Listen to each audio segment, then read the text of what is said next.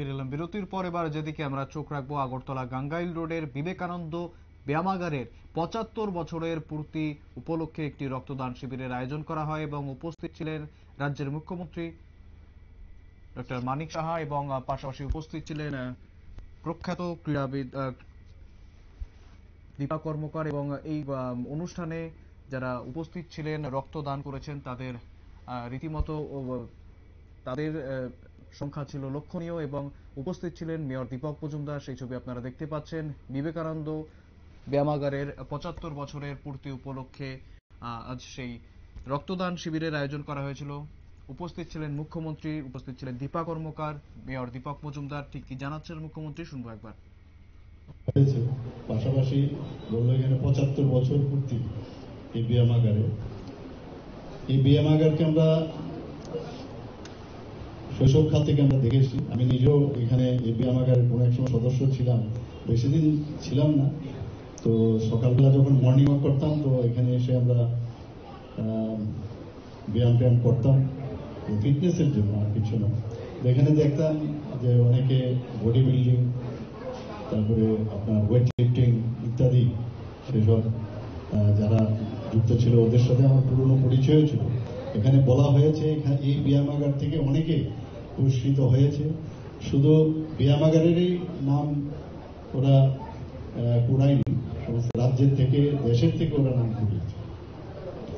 ব্যায়ামাগারের যেটা দীপা বলার চেষ্টা করেছে, যে যা দেখেছিল, দীপার তো বয়স কম, আমরাও যা দেখেছি এরকমই, খালি এই বিল্ডিংটা হয়েছে। আমাকে যা বললো যে ওএনজিসির থেকে এবং এমএলএ ফান্ড থেকে কিছু একটা পেয়েছিল। তো আমি নিশ্চয়ই বিষয়টা আমি দেখবো এবং আমরাও চাই ডেভেলপমেন্ট ছাড়া তো হবে না, তো আইন মেনে কিভাবে করা যায়, এবং এটা আমার বিধানসভার এলাকাতেও। তো নিশ্চয়ই আমি দেখবো এটাকে কিভাবে ডেভেলপ করা যায়। এখানে আজকের এই ৭৫ বছর পূর্তি উপলক্ষে যে রক্তের আয়োজন ওনারা করেছেন, রক্তদান শিবিরের যারা রক্ত দিতে এসছেন তাদেরকে আমি ধন্যবাদ দিতে চাই। যারা কালেকশন করতে এসছেন, আমাদের যে ডাক্তারবাবু এবং প্যারামেডিক যারা এসছেন, সবাইকে আমি ধন্যবাদ দেব। এবং এই ধরনের ফিলান্থ্রপিক যে ওয়ার্ক, সেটা প্রতিটা ক্লাব, সংঘ বা ব্যায়ামাগার বা সামাজিক সংস্থা তারা সবসময় করবে, সেটা আমি আশা করছি। ত্রিপুরার মধ্যে ব্লাড ডোনেশন একটা রেনেসাঁ, এবং এটা কিন্তু এখানে এখন আমি বলবো একটা উৎসবের মেজাজে চারিদিকে মানুষ এগিয়ে আসছে, এবং এতে করে মানুষের, যে আমরা সবাই জানি যারা মুমূর্ষু ব্যক্তি, তাদেরও লাভ হবে। তো এই ধরনের দান, রক্তদান, এর থেকে বড় দান কিছু হয় না।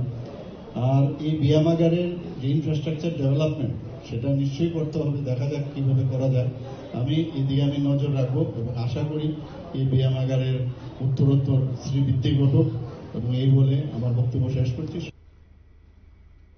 একেবারে শুনলেন, ঠিক কি জানাচ্ছেন মুখ্যমন্ত্রী। যেমনটা জানাচ্ছিলাম, বিবেকানন্দ ব্যায়ামাগারের ৭৫ বছরের পূর্তি উপলক্ষে আজ এই রক্তদান শিবিরের আয়োজন করা হয়। সময় হচ্ছে একটা ছোট্ট বিরতির, ফিরে আসছে একটা বিরতির পর, সঙ্গে থাকুন।